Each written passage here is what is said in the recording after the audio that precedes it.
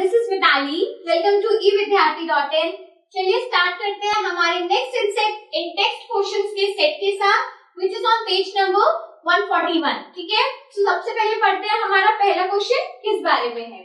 So why it is difficult to hold the school bag having the strap made up of a thin and strong string. तो यहाँ पर अब हमसे बहुत एक कॉमन क्वेश्चन पूछा गया है। कॉमन क्वेश्चन नहीं हो सकता, बट ये हो सकता है कि कॉमन एक एक्टिविटी है जो हमें देखने को मिल सकती है।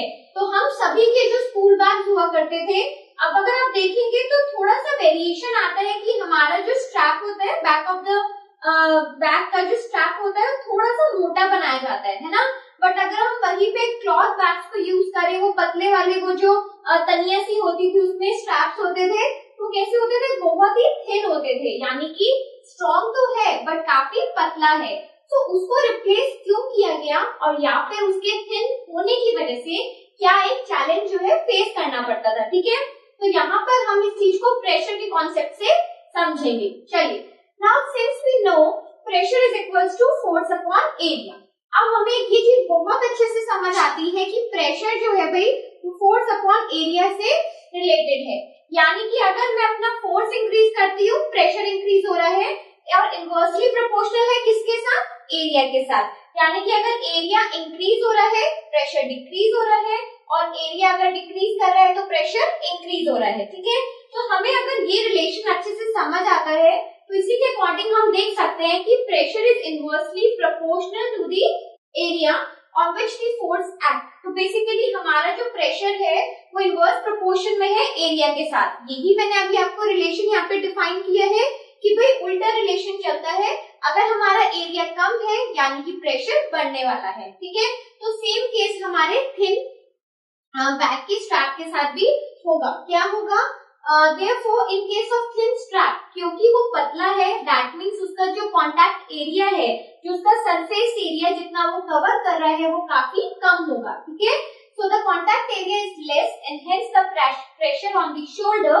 और या फिर अगर हम अपने हाथ से भी होल्ड कर रहे हैं तब भी हमारे हाथ पे या फिर हमारे कंधों पे कैसा प्रेशर फील होगा, that will be more। तो आपको समझ आया कि किस तरीके से अगर हमारा जो एरिया है स्ट्रैप का वो थिन है, पतली सी स्ट्रैप्स है, तो उसमें क्या होगा, क्योंकि एरिया थिन हो गया, तो by this relation we know कि हमारा जो प्रेशर होने वाला है while holding it, that will be more। ठीक है, so therefore thus it is difficult to hold a school bag having a thin strap। और इसीलिए हम कह सकते हैं कि कोई भी स्कूल बैग को होल्ड करते समय, या नॉट अ स्कूल बैग, कोई भी बैग हो सकता है कॉमनली, और उसको होल्ड करते समय अगर उसके स्ट्रैप्स हमारे लिए पतले हैं, देन हमारे हाथ पर या फिर हमारे शोल्डर पर जहां भी हम उस बैग को कैरी करते हैं, तो प्रेशर जो हमें फील होगा दैट विल बी मोर।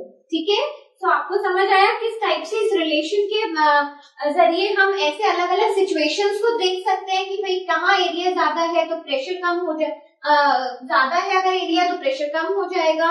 तो ऐसे रिलेशन पे बेस्ड आपको और भी कुछ कॉमन सिचुएशंस पे क्वेश्चंस आपसे पूछे जा सकते हैं। सो ऐसा नहीं हमें सोचना है वहां पर कि भाई ये हमने क्वेश्चन आउट ऑफ सिलेबस आ गया, पढ़ा नहीं है, बिल्कुल पढ़ा है। If we know the result, अगर हमें ये रिलेशन अच्छे से समझ आता है तो इस टाइप की किसी भी सिचुएशनल क्वेश्चन को हम इजीली आंसर कर सकते हैं। ठीक है, now moving further we have the next question, what do you mean by buoyancy. ठीक है, तो अब यहाँ पर हमने चैप्टर में भी डिस्कस किया था कि एक अपथ्रस्ट यानी कि बुओयेंट फोर्स होती है, और उस प्रोसेस को बुओयेंसी कहा जाता है। तो एक बार चलिए फिर से रिवाइज करते हैं कि हमने इसमें क्या स्टडी किया था। ठीक है, सो when an object is immersed in a liquid, the liquid exerts a force on the object in the upward direction। ठीक है, so thus the tendency of a liquid to exert the upward force is called the buoyancy, and such a force is known as the buoyant force। तो क्या पढ़ा था हमने इसमें कि कभी भी अगर हमारे जो हरकतें होती थी ना बचपन में, वो हम करके देखते थे कि एक बाल्टी में अपने ग्लास को या किसी को भी उल्टे तरीके से उसे इमर्स करते थे, उसे पानी में डुबा के देखते थे, तो क्या होता था कि हमारे हाथ पे भी सेम एक प्रेशर फील होता था जितना हम उसे नीचे लेके जाते थे। तो नीचे से ऊपर की तरफ जो एक फोर्स हमारे हाथ पे एक प्रेशर हमें फील होता है, उसी को हम बुओयेंट फोर्स कहते हैं। सो उस लिक्विड की जो एक टेंडेंसी है अपवर्ड प्रेशर मारने की, उसी को क्या कहा जाता है, बुओयंसी कहा जाता है, ठीक है। और जो फोर्स हम फील करते हैं अपने हाथ पे या फिर अपने ऑब्जेक्ट पे, that force known as the buoyancy force, okay, buoyant force, और you can also say as the upthrust. तो अगर आपको वर्ड में कहीं डिफरेंस आता है, अपथ्रस्ट कहीं लिखा आ जाता है, तो उसमें हमें कंफ्यूज होने की बात नहीं है, that is one and the same thing, ठीक है। चलिए मूव करते हैं अपने नेक्स्ट क्वेश्चन के साथ। Stay tuned with us, up till then bye.